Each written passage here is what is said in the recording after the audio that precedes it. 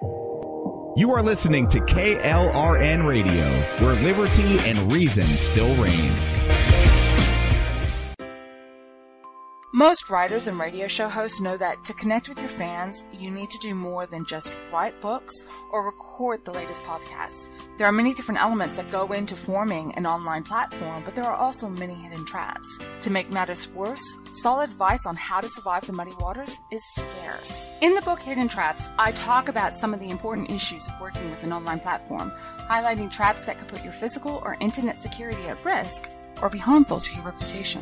Are your social media posts just links with a few disjointed words, making you look like someone who can't complete a sentence?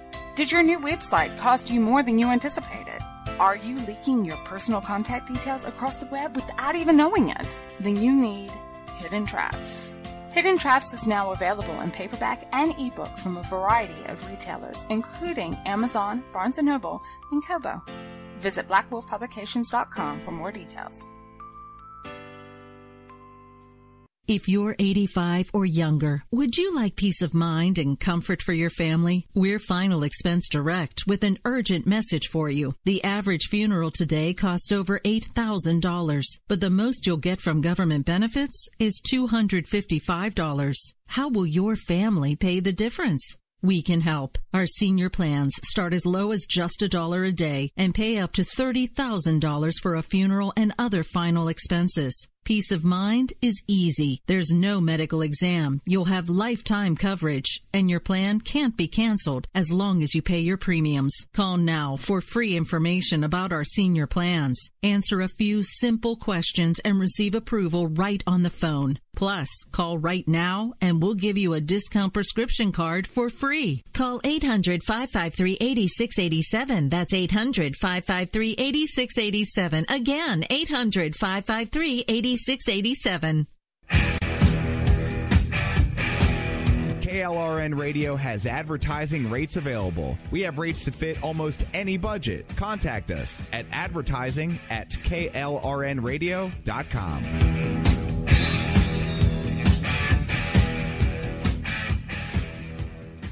Everyone loves liberty. Our rights come from God, not the government. So why are you letting other people tell you what's best for your health care? Exercise your freedom with Liberty Health Share. Liberty Health Share is a community of people who voluntarily share one another's medical costs. Liberty Health Share is founded on the idea that most people truly want to help one another. Healthcare sharing allows members to do just that as a true community that supports one another in times of need. Liberty believes people should make decisions for themselves and their families. Members are able to take back the freedom to make their own decisions about their health care. Freedom from guilt or doubt about how your money is used. You have the freedom to direct your health care, not to be dictated to by bureaucrats. Stop letting others tell you what to do and join a community of like-minded people. Exercise your freedom. Join Liberty Health Share and take back the control of your health care while helping those around you. Call Liberty at 855-58-LIBERTY. Again, that's 855-58-LIBERTY for more information, or you can check them out at libertyhealthshare.org. Again, that's libertyhealthshare.org.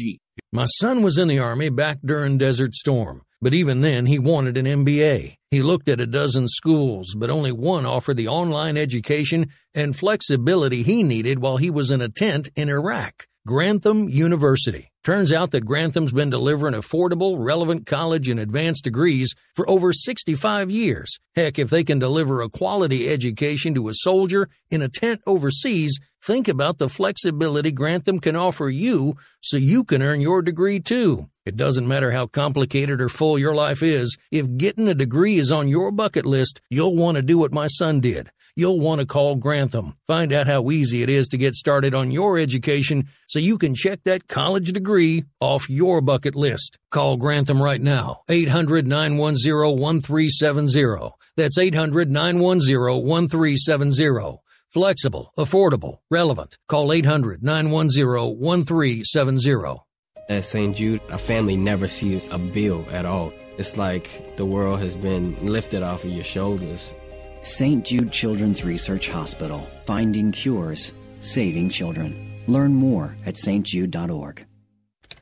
Sometimes writers feel lost, unsure why a passage may not be working. It takes another set of eyes to help us nurture our writing into full maturity. At Black Wolf Editorial Services, we strive to enable writers to develop and grow, offering manuscript critiques and line edits through a mentoring editorial style.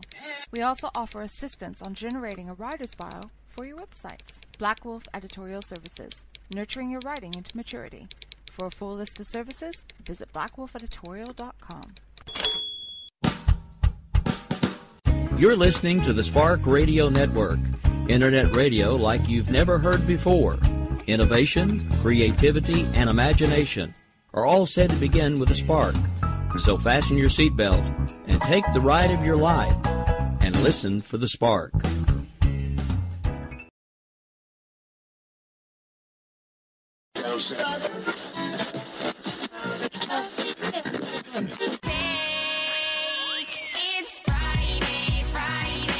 Oh, let me tell you something. I am so sick of Washington and all its works, all them politicians down there and them congressmen.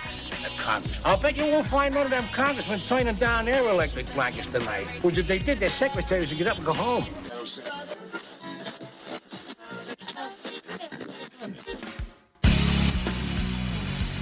We gotta do something. Absolutely. You know what we gotta do? Toga party. Toga! Toga! Toga!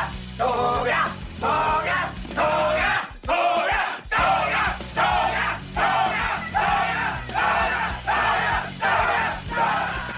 Click, click, boom! I'm coming down on the stereo, put me on the radio. Click, click, boom! I want you to kill every golfer on the course. Check me if I'm wrong, Sandy, but if I kill all the golfers, they're gonna lock me up and throw away the key. Well, all right.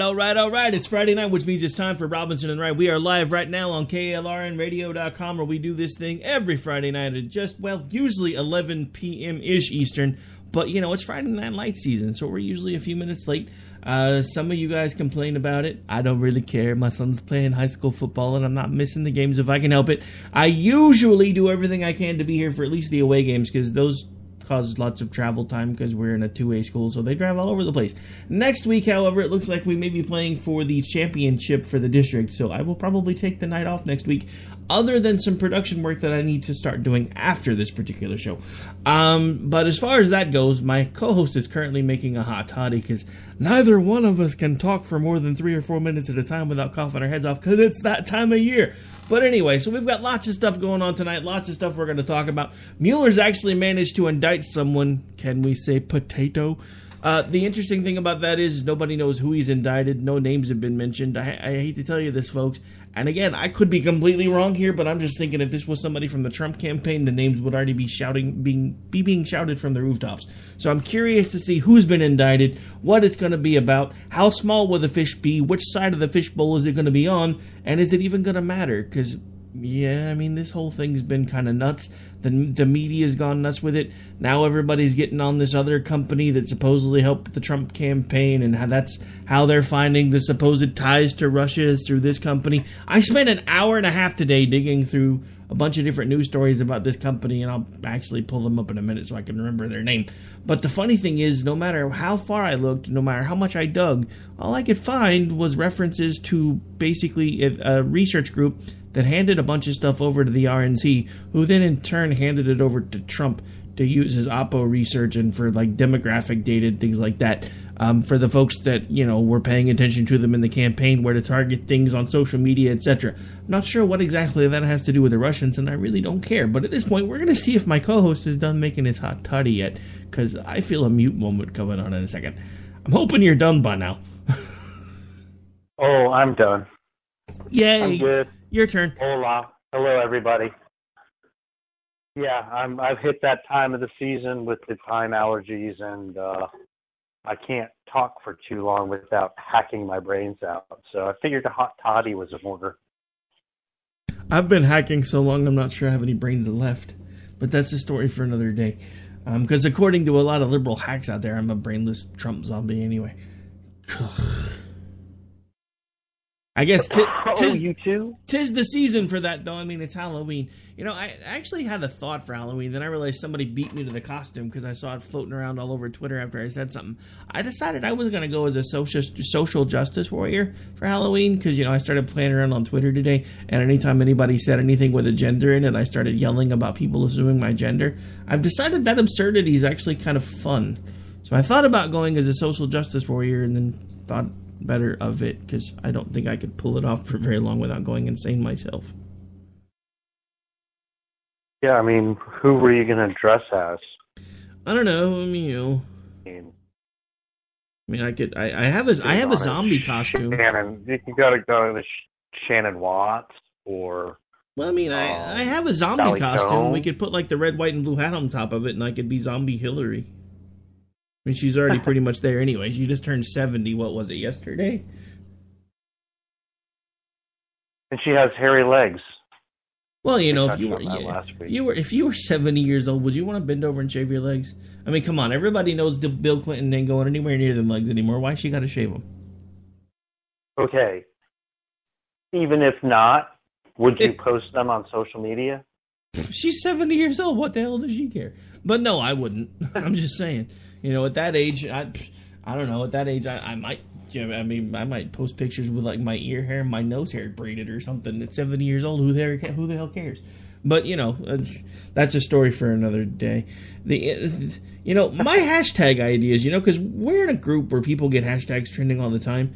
I come up with what I think are going to be really, really great hashtag ideas, and they just don't go anywhere. I must suck at the hashtag game because I came up with the idea when I realized we have some friends that come up with some good ones, though, don't we? Yeah, but I thought I really had a good one. It was birthday wishes for Hillary, and nobody used it. I was all sad. I did. Well, yeah, well, I mean, nobody is, and, you know, anybody outside of our group. Because everybody at least threw in one as like a pity thing. They're like, yeah, he came up with it. We better use it. But it never really took off. I figured if nothing else, a bunch of left-wingers would be like, oh my God, somebody's trying to make fun of Madam President Hillary on her birthday. We should put out some positive tweets. And then at least I'd get the notification that mine was the first tweet before it went trending when they took it over.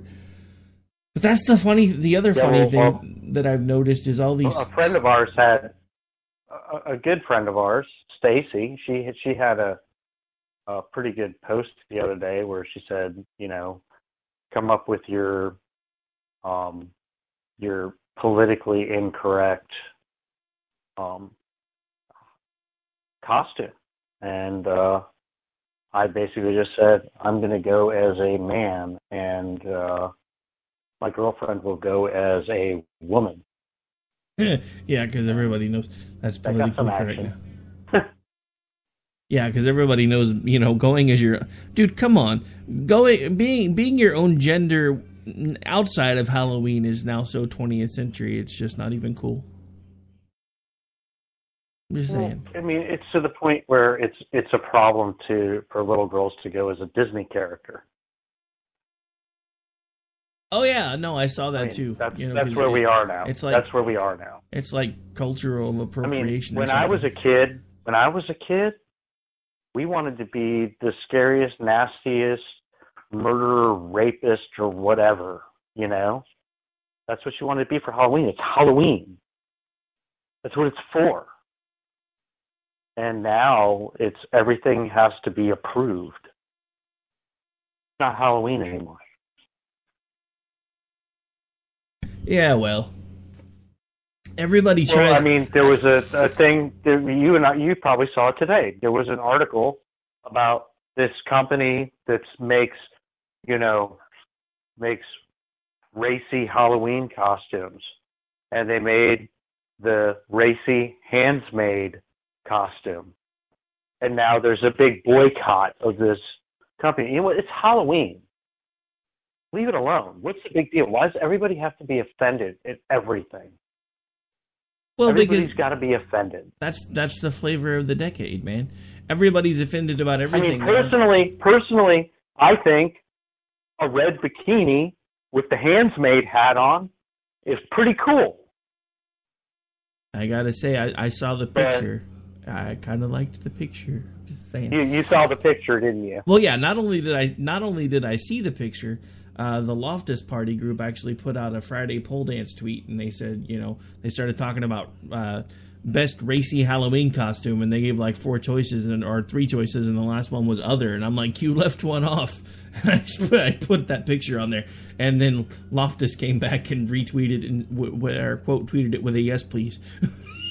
Yeah, I mean, but that's like getting all this attention and boycott this company, and the company pulled the costume. It's like, really? Let adults be adults. I know, right? They can handle it. Well, you would have thought so. But, that's... Let adults be adults and women wear red bikinis with handmade hats, please. Well, letting adults be adults would also imply that women shouldn't be begging the government for their contraception. But, just saying. Well, yeah, that's true.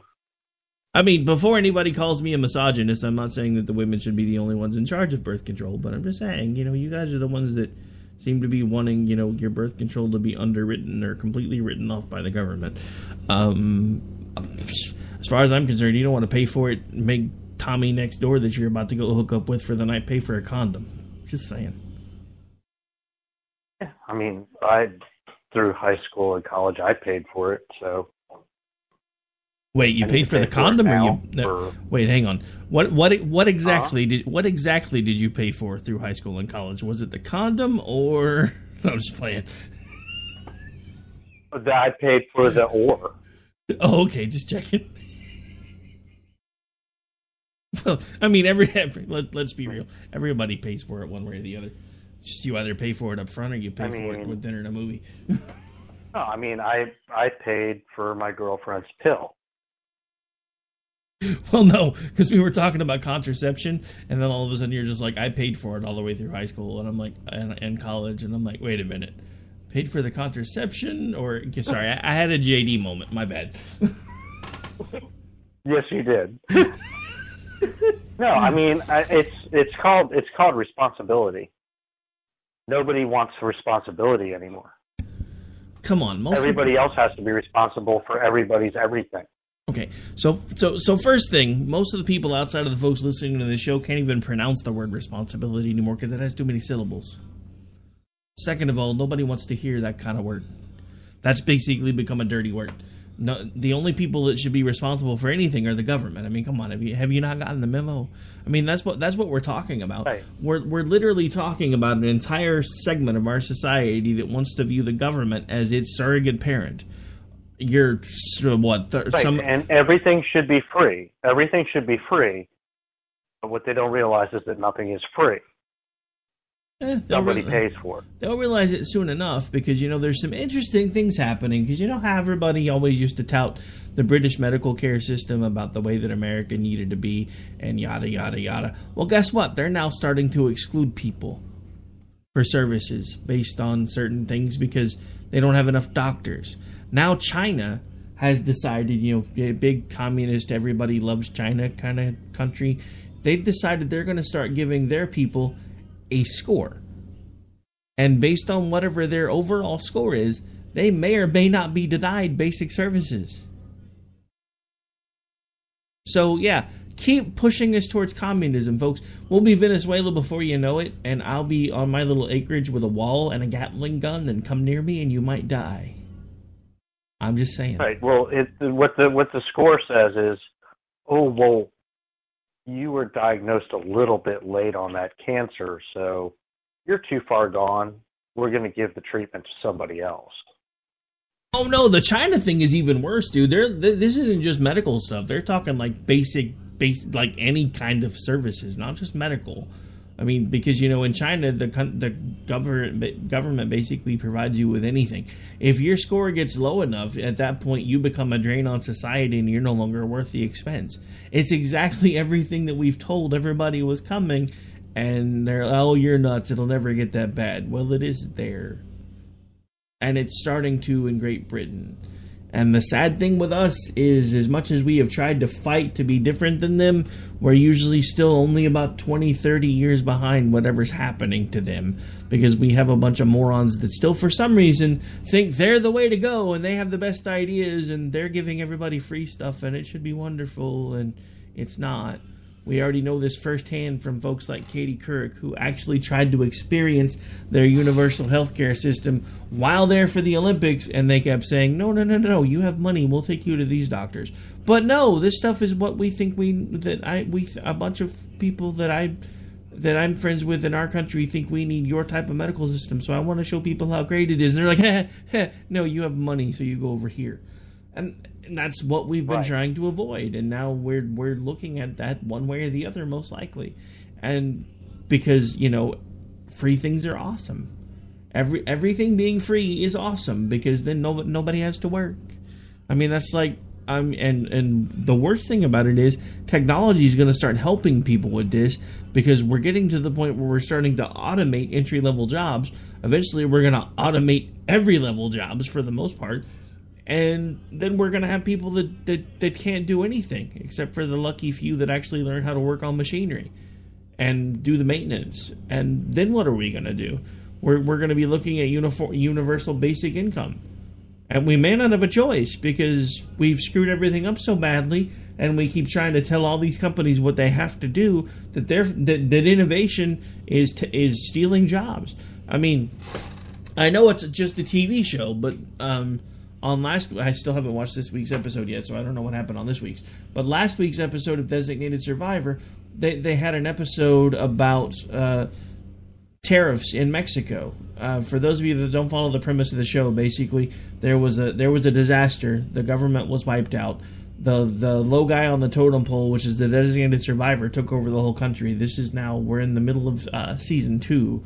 And in this episode, one of the guys that he was trying to get help to bring everybody back to the table to get the trade deals going again is a car manufacturer, and he's one of the newer car manufacturers that does all the battery, the electric cars, whatever fuel cells, battery, electric, all the different types of other stuff they're trying to do now. And he was jokingly talking to the character, the president in that show, and said, look, it doesn't matter to me what they do with the trade deals, because in the next 2 years, I won't even need workers in my factories, because they're going to be 100% automated. And if they're talking about stuff like that on a TV show, trust me, it's a hell of a lot closer than you think. And that's what all of this fighting and infighting and Fight for 15 and everything else is causing, because companies aren't going to be willing to pay that. Not when they can get machines to do the same thing. You don't believe me? Look how quickly McDonald's and all these other fast food places all of a sudden got these kiosk machines. They were being tested out in smaller chains like Carl's Jr. for decades. I remember seeing them in the 90s and thinking, man, this is bad. And then they started doing the auto checkouts at Walmart and everywhere else. But as soon as the Fight for 15, really everybody started making all kinds of noise about that, there have been kiosks springing up everywhere. They actually, the last time my wife and I went to McDonald's, which doesn't happen very often anymore because I'm getting older and my stomach doesn't like their food. I'm not sure why I was able to eat it when I was younger. I guess really strong stomach.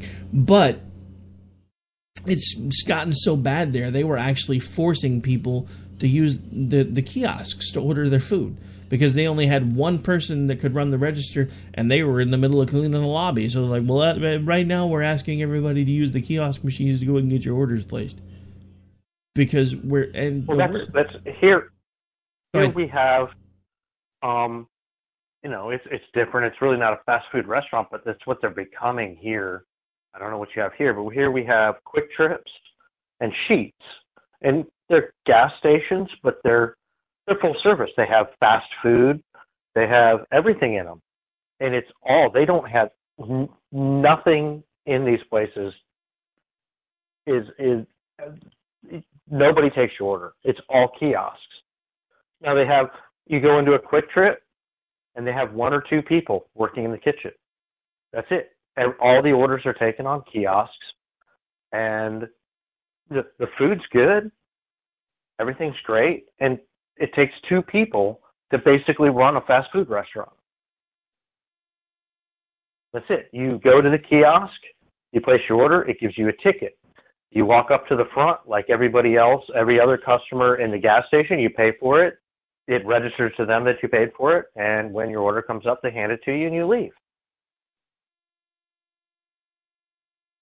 Yeah, they're literally running a fast food restaurant inside a gas station with one or two people. That's it.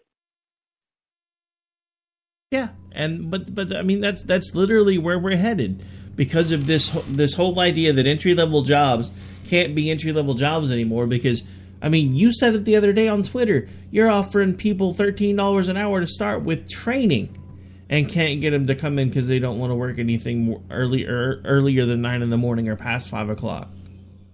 That's just that's just crazy. $13 an hour plus a company vehicle and full benefits, and literally, I mean, you know how I work. I mean, I leave the house at 6:15 in the morning, and I get home somewhere between 6 and 8 o'clock at night, and people don't want to do that. It's like, really? So you don't want to make $13 an hour plus time and a half for everything over 8 on a day and a company vehicle and full benefits? We can't find people. We cannot find people that want to work. I mean, we're getting, we have 5 offices, and every single office is desperately looking for people. And we can't find people. They don't want to work. They want to come in at 9, 10 o'clock, and they want to go home at 4 in the afternoon. And people literally say, no, I really don't want to work those kind of hours. And I mean, I don't understand that, really.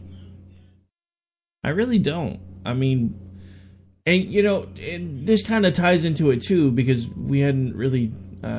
did we do a show last week? I guess we did. But yes, we did. I don't know. Last week we were kind of all over the place because we hadn't done one in so long. We were just kind of running back and forth from story to story that had happened over the last 3 weeks. But, something else I saw earlier this week that basically floored me, and I don't remember who it was, but it was a sitting senator that was talking about the fact, well, it was either a sitting senator or sitting congresswoman, I actually don't remember, that was talking about the fact that if we didn't pass the Dreamer reform to make sure that these people could stay in the country, we would lose hundreds of thousands of teachers because there were that many teachers that were teaching in this country based on the fact that based on the Dreamer Act that Barack Obama had passed. So you're telling me at this point we can't even get American citizens to want to teach, or what? Because this is really starting to concern me. Have we really all become that lazy that we're not willing to work? Well, you haven't. I haven't. Well, yeah, I know. The people I know haven't. Well, I get that. The circles that we run in, I would dare say that not a single one of them is lazy. I mean, everybody that you and I run with either works 12, 13, 14-hour days, or by the time it's all said and done, they're working 2, 3, or 4 different jobs. And I get that. But at the same time, why is it that we have over 200,000 teachers that we're going to lose if we don't fix the immigration situation? Is that because the Americans didn't want the jobs, or is that why we have Americans that can't find jobs? Because we have so many of these people that have come here, whether you like it or not, illegally, and stepped in and took jobs that they were trying for. Because that's the other problem that we have in this country, and that's something nobody's talking about. With the affirmative action programs the way that they are, and our open borders, we are forcing American citizens to sit on the sidelines. Because 9 times out of 10, the companies, if they've got a choice between an African American, a Hispanic, or a white guy, I guarantee you, or even a white girl, I guarantee you the white girl ain't getting the job because they got to meet a quota. You throw the immigration status in there, which is the big new hip cool thing, and all of us, well, we're going to go ahead and hire this one because this will stick it to the administration that says that we shouldn't be doing this anyway. Especially in places like California that has now become a sanctuary state. How is that even possible? I mean, I never have even understood the concept of sanctuary cities, but an entire state basically saying F you to the federal government, I'm not sure how that works in that regard. I'm a 10th Amendment guy, but that's I see stuff. I see stuff like I saw today with people saying, really, where are you seeing anything in the news about any immigrants that are doing any harm to anybody in this country? Where do you want me to start? Really? Really? I mean, I see it constantly. I don't know where these people are looking. I mean, you know, I don't pay attention to InfoWars, and I don't pay attention to Breitbart. So I get accused of it all the time. Where are these people watching the news where they don't see anything about immigrants harming citizens of this country? MSN Potato? I don't... Yeah. I mean, no, seriously. I like that, actually. They don't talk about that stuff on there. All they talk about is how bad Trump is. They don't talk... I mean, and look, again... Oh, it's 24/7. And again, if the Trump... Unless there's a hurricane or an earthquake, that's pretty much 24/7. Yeah, I got tired of borrowing everybody else's funny names for MSNBC, so I just decided to come up with my own. And for some reason, that just popped into my head. I think I'm going to run with it, though. I actually kind of like the way it sounds. MSN Potato.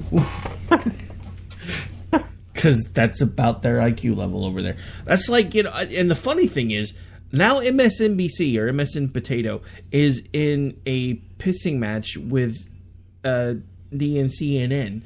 Because, you know, they were the ones that broke the Mueller indictment story today over on CNN. Nobody else has been able to verify what CNN has been saying, at least the last time I checked timelines and everything, which was right before we went on the air. And then I found an MSN Potato story about it. And they were like, well, we can't confirm this, but CNN's usually pretty good, so we're going to, like, run with it anyway. So, yeah, Mueller has indicted someone, but nobody will mention any names as to who the indictment is, what position they're in, but arrest could come as early as Monday, according to CNN. But as a reminder, we're only saying this because CNN has said it, and our reporters have not been able to confirm it. Your reporters probably haven't plugged their mouthpiece back in to be able to talk, because they're all a bunch of potato heads. So that's probably why they can't confirm it. That's, you know what? What kills me about it is exactly everything you just said. Everything you just said. But they have to put it out there. We can't confirm it. We can't say it's true. We can't confirm it. We can't find anybody that is talking about it. We can't find any details on it. But we're going to let you know we're putting it out there. Here it is. We can't confirm it, but to us it's news anyway because it fits our agenda. Yeah, if it's wrong, we'll just, come out with it. Why even mention it? I mean, there was a day and time in this country where media outlets like NBC, ABC, CBS did not put anything out until they confirmed it. They did not put anything out. Washington Post, New York Times, Chicago Tribune, they did not put anything out until they confirmed it. They don't confirm anything anymore. Nobody confirms anything. They put it out there, and then they retroactively play cover my ass, is what they do. Yeah, and then they run the retraction story at 3 a.m. on a Sunday when nobody's paying any attention anyway. They're like, well, we told everybody we were wrong. Yeah, at 3 a.m. on a Sunday. All right, so we're running long. We got to take a really quick break. Got to pay some bills and things like that. I know it's not cool that we actually have to play commercials and stuff, but this stuff doesn't pay for itself. We'll be back here in just about 3 minutes. Stay tuned.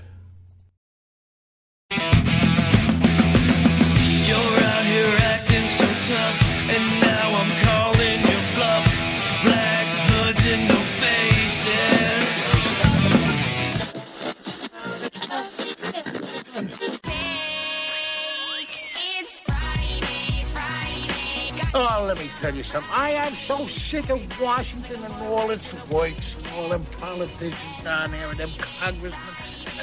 I'll bet you won't find none of them congressmen signing down their electric blankets tonight. Which if they did, their secretaries would get up and go home.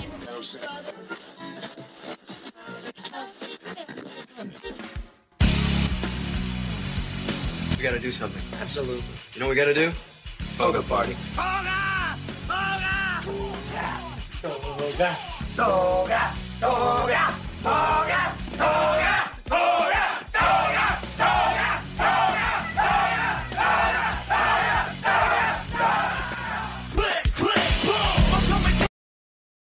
My son was in the Army back during Desert Storm, but even then he wanted an MBA. He looked at a dozen schools, but only one offered the online education and flexibility he needed while he was in a tent in Iraq. Grantham University. Turns out that Grantham's been delivering affordable, relevant college and advanced degrees for over 65 years. Heck, if they can deliver a quality education to a soldier in a tent overseas, think about the flexibility Grantham can offer you so you can earn your degree too. It doesn't matter how complicated or full your life is. If getting a degree is on your bucket list, you'll want to do what my son did. You'll want to call Grantham. Find out how easy it is to get started on your education so you can check that college degree off your bucket list. Call Grantham right now. 800-910-1370. That's 800-910-1370. Flexible, affordable, relevant. Call 800-910-1370. Tired of paying outrageous prices for Viagra? Well, we have great news for you. Now you can finally get Viagra at huge discounts. Healthy Man allows you to save up to $500 on Viagra. Why pay U.S. pharmacy prices of $15 per pill or more when you can get Viagra for less than $3 a pill? Call today and get 40 Viagra pills for only $99. This can cost as much as $600 at your local pharmacy. You can't afford not to call us. If you want Viagra at the lowest prices, never pay $15 a pill pharmacy prices again. Get Viagra for less than $3 a pill. Call 1-800-516-7602 today and save up to $500 and get 40 pills for just $99. Healthy Man is fast, easy, and affordable. Operators are waiting at 1-800-516-7602 to take your call right now. Call 1-800-516-7602. That's 1-800-516-7602. Again, 1-800-516-7602. Attention business owners and independent contractors. This is a money-saving message from Tax Mediation Services. If your business owes $20,000 or more in taxes, we can help you today, right now. Listen, dealing with the IRS is no picnic. It's an intimidating and extremely stressful process, and you don't want to go it alone. Our attorneys know every law, every tax break, and every possible opportunity to help you resolve and reduce your tax debt. And if you owe more than $20,000, you may be at the top of their hit list. So don't take your tax debt lightly, because it will not go away on its own. The IRS can seize your bank accounts, your home, and even shut down your business. Call our tax experts today at 1-800-783-0810 and let us deal with the IRS while you focus on your business. That's 1-800-783-0810. Again, that's 800-783-0810.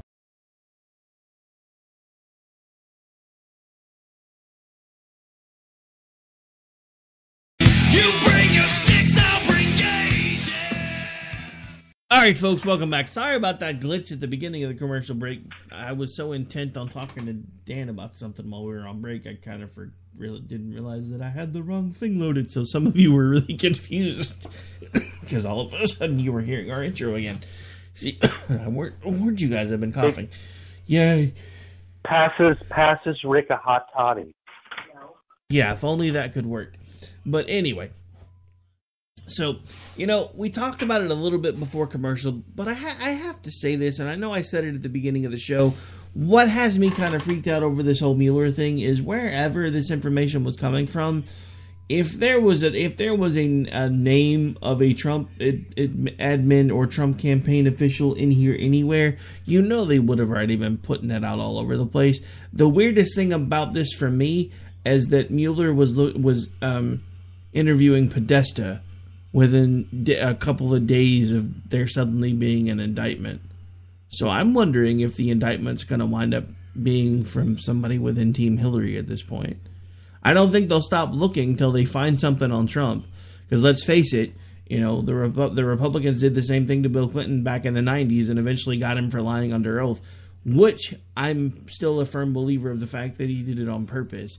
Because if you go back and you look at the stories that were coming out while he was falling on his sword in front of Congress, that was when we found out how deeply the CIA was actually involved in the drug trade in the 80s. That's when all those stories finally started breaking, was when all of that was happening. You tell me why somebody, even a disbarred lawyer, because at that point Clinton no longer was a member of the Arkansas bar. He was disbarred at that point.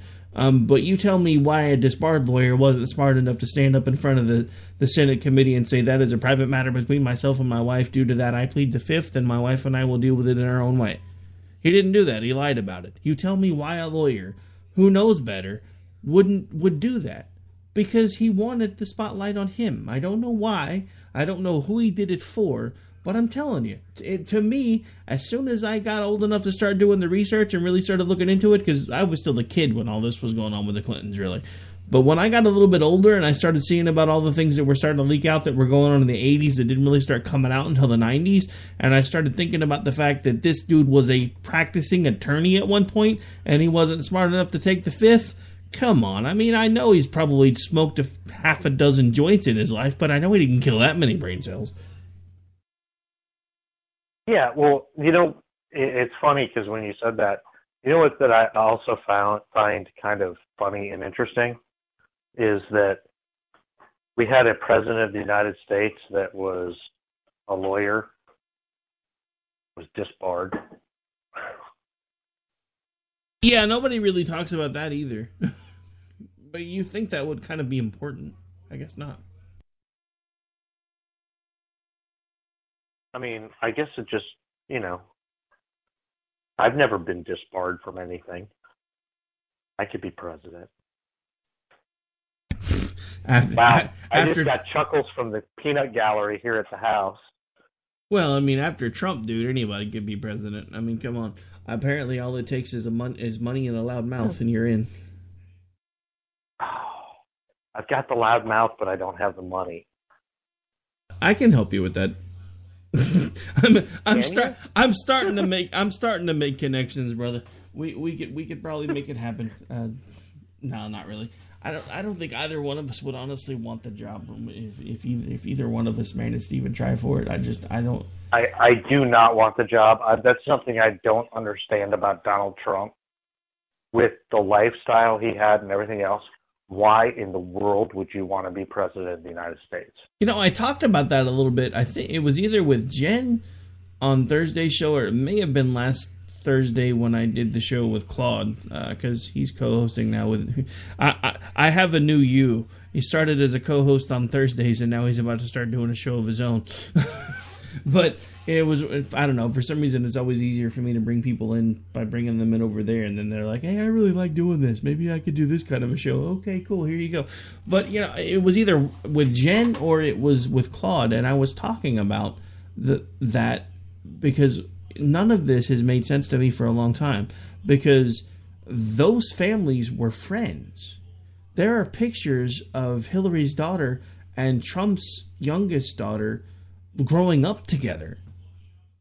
So this sudden change doesn't make any sense to me. The only thing that I can think of is he has been friends with them for so long that he knows all of the shady crap that they've done, and he knew what they were going to do to the country if they got another chance. That's the only thing that I can think of, because they were friends. Like, legitimate friends. Dude, like going. There is literally, I'm trying to remember which way the picture goes, but there is a picture of Trump and Bill Clinton together, and one of them is pretending to grab the other one's balls. Yeah, I know. And that's what I'm pretty sure. I think that was Trump grabbing his, because I think he was actually president at the time. Yeah, I think that's correct. It was Trump basically bending kind of forward and pretending to grab Bill Clinton's balls. But that's what I'm saying. These families were friends to the point where their children grew up together. But at some point, something changed, because that was my biggest thing. Because I kept going back and I kept seeing all these pictures, of them being at their children and their children's weddings and back and forth with each other, and smiles and different dinners they'd attended together, and the clapping each other on the back, and the silly pictures like the one that you had just talked about.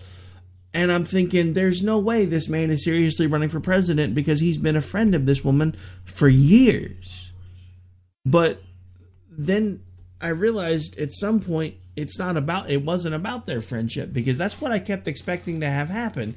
I don't know if he was supposed to do it, and maybe that's why Hillary is still so pissed off.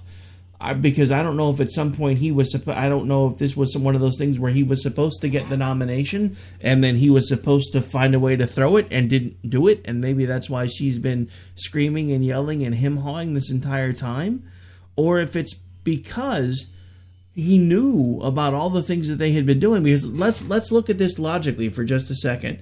We now know, because the FBI was investigating them at the time, that the FBI was looking into Uranium-1 in the middle of Obama's second term.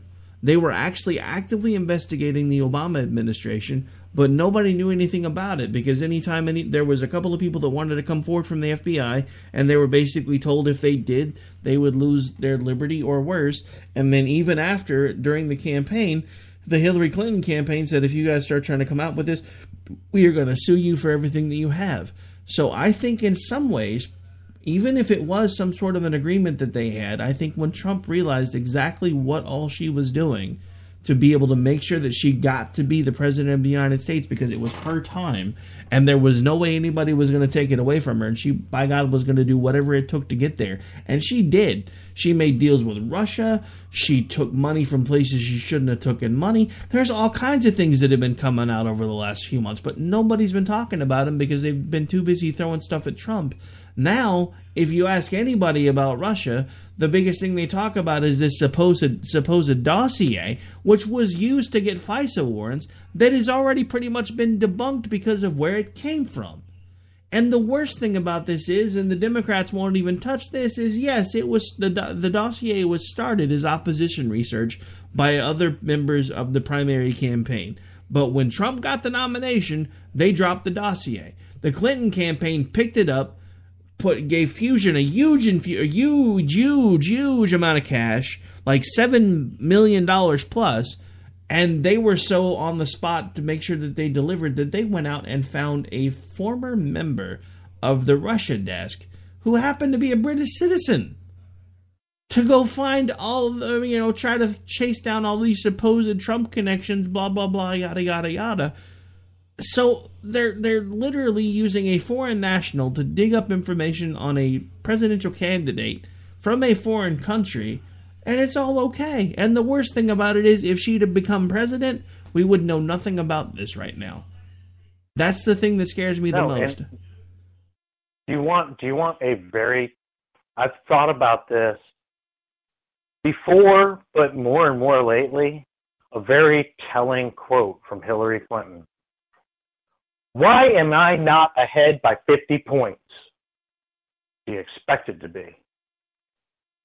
She totally expected to be. Well, yeah, part of that, at the time I chalked it up to her delusion, because, she's just nuts. But now, in hindsight, I'm looking at it going, look at everything they tried to do. The same people that are yelling at us and trying to force our hand about doing away with the Electoral College have their own version of the Electoral College in their election process within the DNC. Otherwise, it likely wouldn't even have been Hillary Clinton versus Donald Trump. It would have been Crazy Uncle Speedo versus the Bull in the China Shop. Yeah, well, and I look at it as what happened is that, yes, maybe... and again, it's tinfoil hatting, but it may not be. Trump is supposed to get the nomination so that buddy Hillary can win, and all of a sudden Trump realizes, wow, I actually have some real support. And I'm a narcissist, so I am not into losing. So here we are. That honestly could be it too, because that would also explain why things were so chaotic in the beginning. I mean, well, to a point, because let's face it, I guess the thing that threw me off about all of this, because, you know, he's been under intense opposition from day one. One of the things that threw me off was there's a news story that just came out that Jimmy Carter, of all people, and I wouldn't have expected this, is actually talking about how poorly Donald Trump is being treated within the media and by everybody else. Because he's like, look, I have never in my life seen the media so comfortable to just call a president deranged. I have never in my life seen a 24-hour, 7-day-a-week constant barrage of negative press on a sitting president. This is Jimmy Carter. Probably the least popular president ever other than Nixon. Talking about the fact that he's looking at this going, he doesn't understand what's going on. Now, the other thing that put a dagger straight into Hillary Clinton's argument about, you know, people voting for her was he admitted who he and his wife voted for. Wasn't Donald Trump, wasn't Hillary Clinton. They voted for Bernie Sanders, a Democratic president of the United States who was still a registered Democrat, was so unhappy about the choice that was actually a Democrat that was running on the DNC side that he voted for a socialist candidate who happens to be an independent, who somehow was still allowed to run on the Democratic ticket. Let that sink in.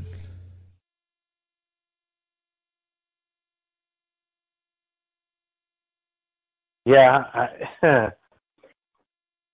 You know what the problem was in this election? Way too many Democrats. Way too many old Democrats. I mean, dude, I can't really say that though either, because when our primary started, we had like 4 million candidates. Well, yeah, but I mean, we had Hillary, we had Bernie, we had Trump. Oh, way too many Democrats. Yes, yeah, I missed where you were going with that. Oh, but yeah, I don't know. I mean, I guess the thing that you know has me still scratching my head about all of this, as I'm literally sitting here scratching my head right now, is, you know, I want to know the truth about this whole Russia thing, because if the Trump campaign was involved with them somehow and they did something wrong, we need to know, we need to figure it out so we can fix it. But every rabbit hole I go down leads back to the Clintons, or it's a non-starter. That's like the Democrats today and the liberals were all over this company that did research for the RNC and said, you know, this should be the story everybody's talking about right now, because this is how we prove that Donald Trump did things with the Russians. And I'm like, I spent an hour, because I was actually off today, I spent an hour sitting in my chair watching TV, chasing the story on my smartphone, and I couldn't find anything that went back to the Russians. The most I could find were references to how they had done things, and it was, you know, and this is actually because Stacy and I were talking about it back and forth, and this was basically the bit that we had kind of hashed out together. The CEO, who was not directly involved in the campaign, reached out for Assange. Bet was at the time that it was at the behest of Mercer, who was on the board.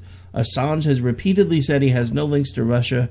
It's a bunch of yammering. Whoever broke this story has had it for months and only published it to keep Russia alive in the face of Uranium One and the dossier funding.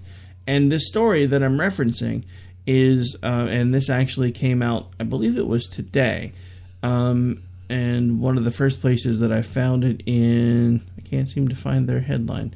Oh, it's Wired. What did Cambridge Analytics really do for the Trump campaign? Cambridge Analytics is kind of like a digital think tank kind of thing. They do like digital footprinting, you know, poll tracking, things like that. And basically here's what, and they'll just break it down right here. Here's what we know. Cambridge worked both for the Trump campaign and a Trump-aligned super PAC in June 2016. Cambridge sent 3 staffers led by Chief Product Officer, hang on, why did that just do that? There we go. Led by Chief Product Officer Matt Ozwarski to the campaign's San Antonio office. Ozworski's team eventually grew to 13 people working under Trump digital director Brad Pascal, and along with his staff and outside consultants. According to Pascal, the Cambridge staff provided useful analysis of data about the American electorate. They did not, however, provide the raw data, things like demographic information, contact information, and data about how voters feel about different issues on which that analysis was done. That may sound like a small distinction, but it's a crucial one. Ever since it burst onto the scene of American politics in 2015, Cambridge has trumpeted its massive data trove.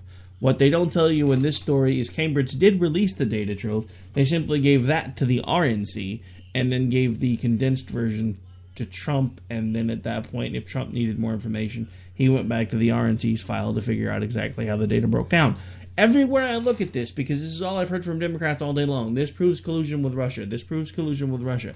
No, it doesn't. It proves that Assange was interested in releasing information about the country. Assange isn't a Russian. He's French. And it's not like he was it's not like he was releasing it directly for Trump and at the behest of Trump, unlike this dossier that was being funded by the Hillary Clinton campaign, which turns out to be, at least as far as we can tell, 99% false. But it was used to get FISA warrants. Go ahead, and here's something else that bothers me about the whole thing. And it bothers me on both sides. Both sides saying stuff about the other side is, so-and-so talked to a Russian. These people are all politicians, and we are pretty much in a world economy, and especially when it comes to Trump and anybody that has to do with Trump, Trump has had business dealings with Russia for years. How in the world do you look at that and go, well, you see, so-and-so talked to a Russian. That must be collusion. It isn't, and I don't, for the other side too. I mean, with Democrats, I mean, you know, I'm pretty heavily involved with the whole Austin Peterson campaign, with pushing him. I don't live in Missouri, but I would really like to see him win. And a lot of what gets pushed is Claire McCaskill having this meeting as a senator or this dinner with a bunch of Russians or whatever. You know, maybe that was a problem, but maybe it wasn't. She's a sitting senator.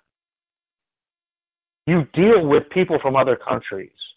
You know, it's really, the whole Russia thing in general, to me, has just gotten way out of hand, where it's anybody that talks to anybody that maybe has a Russian name or a Russian nephew, it means that there's a possibility for collusion with Russia. It's getting a little out of hand. I personally think, I don't know how you think about it, I'm actually a little bit sick of hearing about it from both sides. I just kind of, if there really was tampering, I guess I really would like to know about it. But you know what? Russia has tampered in our elections forever. We have tampered in Russia's elections. We have tampered in many countries' elections. Many countries have tampered in our elections. It's just the way of the world. Now all of a sudden it's a problem? It's been going on for decades. Now it's a problem. I don't know. Maybe I'm off base here, but that's kind of the way I see it. No, you're not off base at all. And that's, you know, that we've said that before. You know, Russia has been meddling before. I don't think they've done it as brazenly as they've done it this time, but let's face it, they didn't really feel threatened at all by the Obama administration, and which is why they're still actively meddling in things now. I mean, we still know that up until recently, they were buying ad space and buying bots to help promote both sides of an argument, to make sure that through social media, the American public was still completely divided. You know, and it astounds me that even after we know this, because we now know this to be true, people still won't put down the hate and start coming together as Americans. look, he wasn't my first choice either. Hell, he wasn't my 18th choice, and we only had 17 candidates at one point, no matter how much we joke about there being a million of them at the beginning. If memory serves, I believe there were only 17, which 17 is a huge number. But, anytime anybody asks me, well, did you or tells me you voted for Trump, I always pick the number after the highest number of folks that we had. But look, he wasn't even my 21st, 22nd, 23rd, or 25th choice, and we only had 17 candidates. But he's president now. If he did something wrong, let's figure it out so we can do what we got to do and move on. If he didn't, then let's figure out who did so we can figure out what we need to do about it and move on. But the one thing that we need to do is come together as a country. Elections used to mean something here, because this fight that we're still having right now over Russia and everything else, it feels like the 2016 campaign is still going on, because we're still rehashing the same old battles and everybody's doing it. And it's not because of the reasons that we thought, because I firmly believed that if Hillary Clinton won the election, that the Trump folks were going to come unhinged and be rioting in the streets. I really believed that. It was one of the reasons why I was so adamant that he not be the one to get the nomination. Not only that, but he had really boorish behavior, in my opinion. As far as I'm concerned, he didn't deserve to be president. And I said corrected about that now. Because obviously I was wrong. I read something wrong in the country. But what concerns me about all of this is the darkness that is now surfacing everywhere within this country. And the worst thing about it is it's not even just this country anymore. There was a huge region of Spain that just seceded from Spain today by vote. The division that's going on here in this country, it's happening everywhere, which tells me there's more going on than we understand. And we need to stop fighting with each other, take a really good look around, and figure out what the hell is going on and why everybody is suddenly coming apart. Because it started with Brexit. Now Spain is breaking apart. We're coming apart at the seams. Why is the entire Western world suddenly coming apart? Who's behind it? And what do we got to do to stop it before there's... I mean, at this point, if we don't do something to come back together, there's not going to be anything left to fight over, much less anything left to fight for. The whole damn Western world is blowing... It's imploding. And we're all just... I'm going to go back to watch my TV shows now. Who cares? Right. Well, it comes down to... it's just like it happened to me today. And you know, we've even talked about having him on, and we may still. My brother and I have we have a great relationship as far as friends go. And for the most part, politically, I mean, my brother he's a progressive. He's fairly moderate. But, I mean, we have good debates and stuff. But, today and yesterday, I was kind of slamming some Republicans. And he got on me about that. And the reason he got on me, he said, "Oh, you're just going to slam the Republicans that don't like Trump." I said, "No, I'm slamming these Republicans on their voting record." And, he'll get on me about slamming a Democrat, and now he'll get on me about slamming a Republican. Where do I win in all this? You don't. That's part of the problem. I don't. So now, if I slam a Democrat, I'm slamming a Democrat for all the wrong reasons, and if I slam a Republican, I'm slamming a Republican for all the wrong reasons, when in all actuality, I'm slamming them all for the exact same reasons. And it's not because they are vocal against Trump. It's because their voting record stinks. And I basically told them, I said, "You don't like me slamming them because they're basically Democrats, and that's why you like them. But I'm slamming who you call my side. I'm really not a Republican. I'm not a Democrat. There's a reason why I don't take on a party affiliation, because I really don't like any of them. I really don't. And if we want to jump back a little bit here, we're talking about meddling in elections.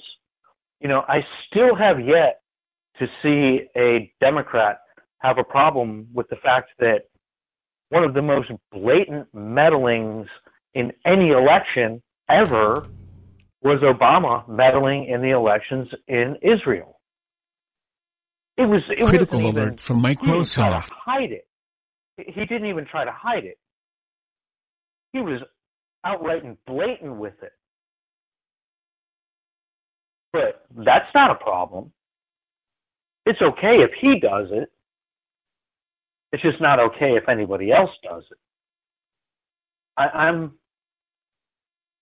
And like I said, I mean, I can't, I feel like I'm at the point where no matter who I call out or who I say is a problem, I'm just going to catch heat for it.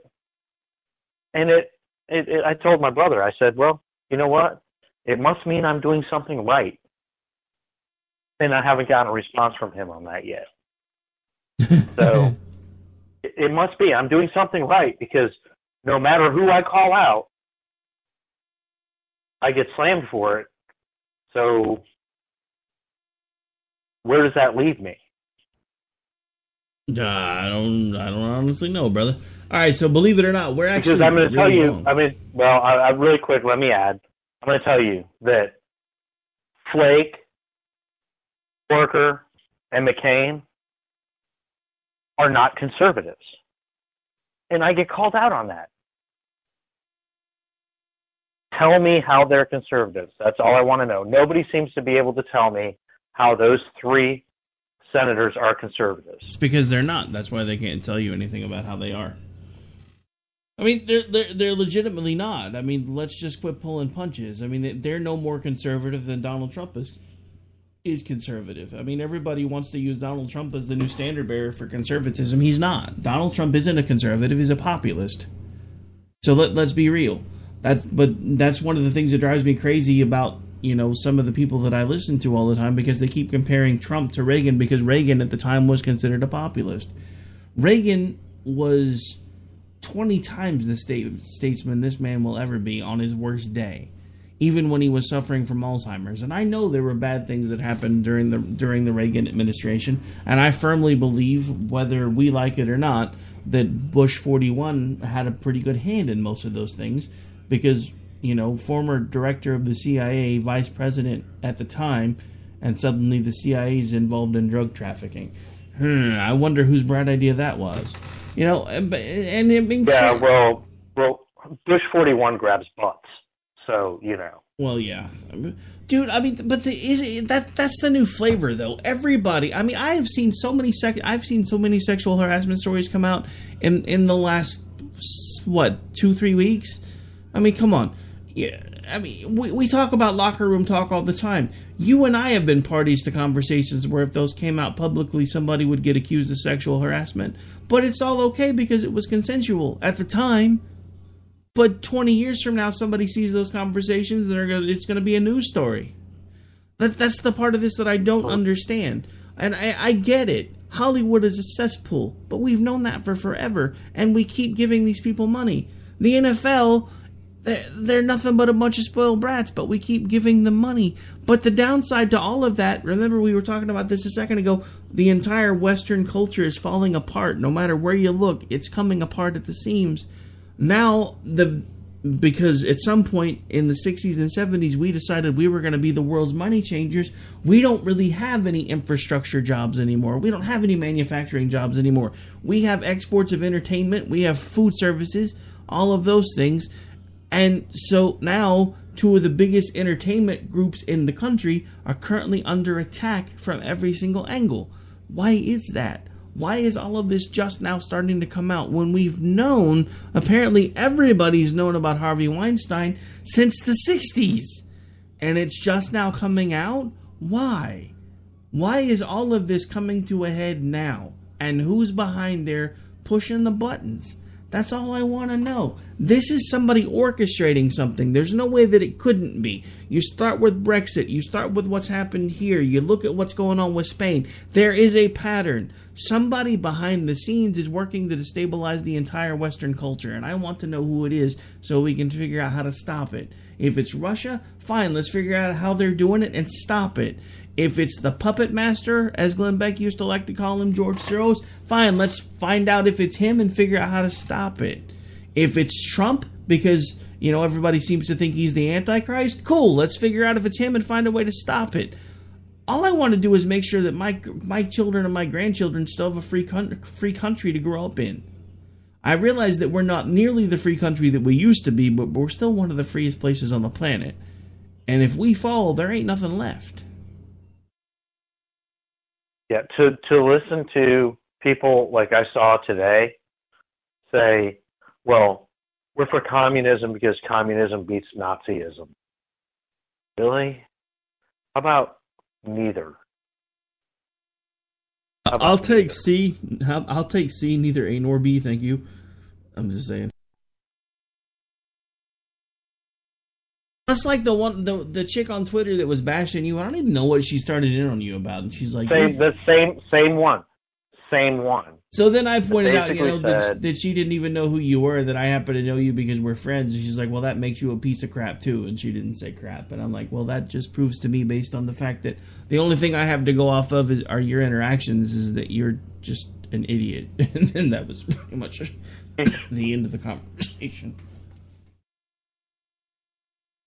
From my perspective, anyway. Well, on that note, it sounds like you're losing it, and I'm getting ready to lose it too. Well, I've been losing it off and on all night, but yeah, it is about time to wrap it up. Because starting next week, we actually have somebody coming on behind us, so we got to get better with this closing stuff out on time, kind of thing. Yeah, we've got to have a hard stop at midnight next week, don't we? Because you need to go leave here and produce another show. Yep. You know me, I'm always putting more work on my plate. But on that note, you know, I mean, you never know. If you have the game you're hoping you have next week, maybe you're just coming home from the game worrying about producing a show, and we just take the week off. Could be.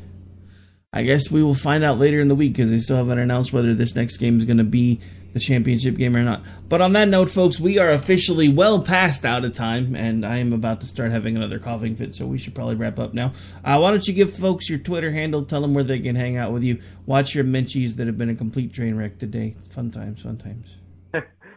Yeah, you can find me on Twitter at MadFeist, F-I-E-S-T, and on Facebook, it's just Dan Wright, and it is now a public account, so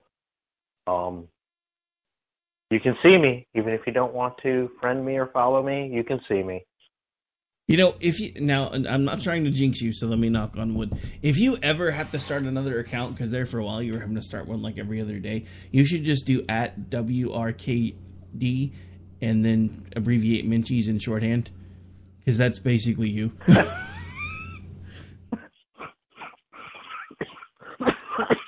I got him, folks. Now you got me going.